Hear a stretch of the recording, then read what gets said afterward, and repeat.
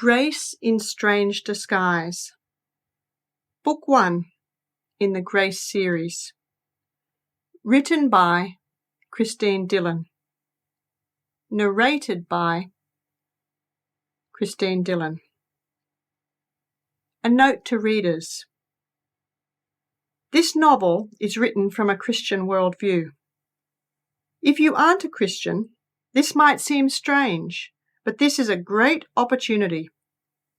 All novels are written from a worldview, be it humanist or communist or Hindu. This book allows you to listen in to how Christians think, to see how Esther's worldview changes, and to ask, is her new view consistent and does it make sense of the challenges she faces? Prologue. You have cancer. Acid surged in Esther's throat. No, no, no, no, no! Impossible! William MacDonald's daughter couldn't have cancer. Esther wrapped her arms around her stomach. The nausea reminded her of that horrible day she'd taken her first roller coaster ride as an 8-year-old. The car had chugged slowly to the crest of the ride, then plunged down, down, down. She'd been unable to escape, unable to do anything but hang on, knuckles white, and try not to throw up. The doctor was still talking, but Esther's brain was stuck on those 3 short words. 13 fateful letters. Meaningless on their own, but strung together cannonballs. Cannonballs punching ragged holes in her life. She was only 28. How could she have cancer? This wasn't what she'd been promised, or what she'd been raised to expect. Hadn't her father always preached that those who have faith would be protected from the problems that plague other people? She'd taken the test the doctor had ordered 10 days ago, but only because that was expected of her. She hadn't anticipated anything would be wrong. Not this wrong. And if there was something wrong, surely God would cure her. Wasn't that his job? You have cancer. 3 stark words. No more fantasies of health. No more hiding. No more false hope. Cancer. There was no escape.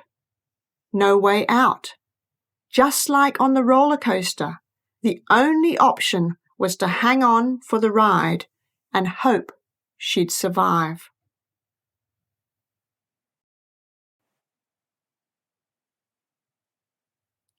Chapter 1.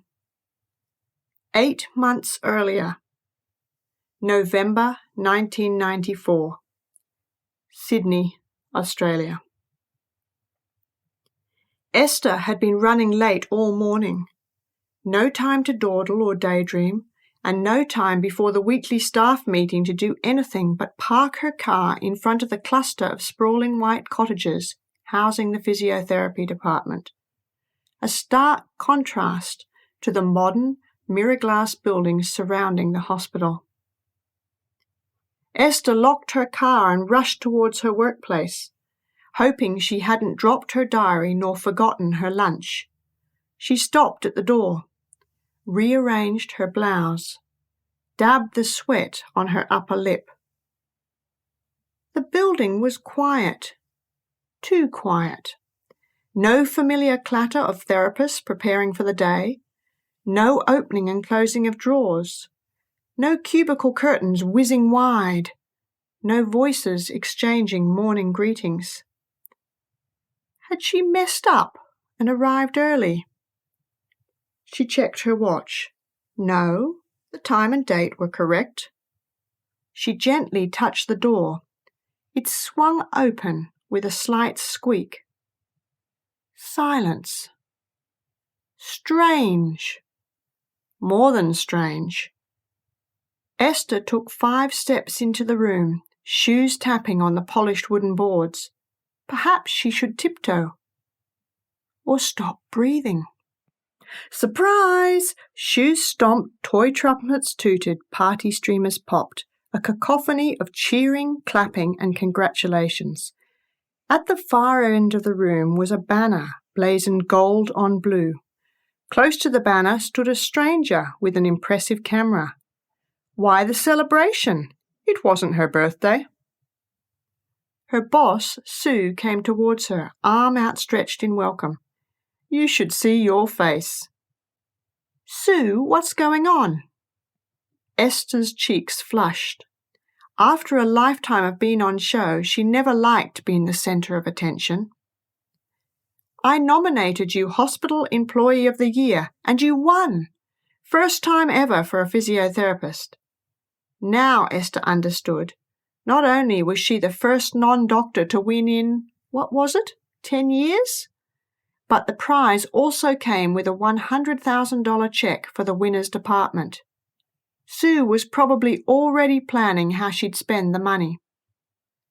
Sue clapped her hands for attention. Sorry to rush this. We'll have our usual staff meeting in a moment. Esther's knees shook, but she must smile. This was a big deal for Sue. Esther has been at this hospital since she graduated. Her clients love her, and so do we. Other therapists nodded. She's a team player. She pitches in whenever and wherever we're short-staffed. Always quick to encourage others, always ready to do the less glamorous jobs to keep this department functioning smoothly. Esther wanted to shuffle her feet at the stream of compliments, but she controlled herself. She avoided looking at her colleagues so she wouldn't blush under everyone's scrutiny. In addition, she has initiated practical research that has made this department proud. Her example inspires others. Sue was focusing on the physiotherapy side of things, but Esther suspected running the annual hospital fete was the clincher. No one else had wanted the unpaid tasks that consume so much time. This year's fete had raised more money than ever before. The cynic in her guessed the hospital hoped this award would make her feel obligated to organize the event for years to come. Would 5 years work off her debt? We're privileged to have Mr. Ron Scott, the hospital director, here to present the check, Sue said. And lucky Esther wins a weekend for 2 at the historic Hydro Majestic Hotel in the Blue Mountains. Esther walked forward to the applause of her workmates, shook hands with Ron Scott, and accepted the oversized presentation-style check. She couldn't stifle a feeling of triumph as they posed together for photographs. What would her dad say? He'd opposed her choice to be a physiotherapist. He'd championed a real medical career, but Esther hadn't wanted all the pressure. She'd wanted time to volunteer at church, and volunteering required regular work hours. Maybe this award would placate him for her first act of rebellion, something he still seemed to resent. "Speech! Speech!" called her workmates. They wouldn't want her to waffle.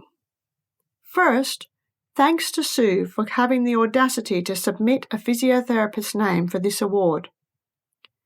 Esther was popular at work, but it was still encouraging to see her workmates smile and nod. And thanks to all of you. I love working here with such competent and enthusiastic colleagues. This award belongs to all of us. Thanks for allowing me to be part of your team. Her colleagues clapped, and Sue splashed her a grateful look. The hospital director shook her hand one more time, then left, and Sue brought the meeting to order. There weren't many announcements, so the meeting was soon over and everyone could get going with their appointments. Esther turned to leave. "Esther," it was Sue, "can you walk with me back to my office? There's something I need to run past you." A flicker of anxiety caught in Esther's throat, the same anxiety she used to feel whenever she'd been summoned to the school principal's office. Not that she'd ever had a reason to fear, but the fear had always been there.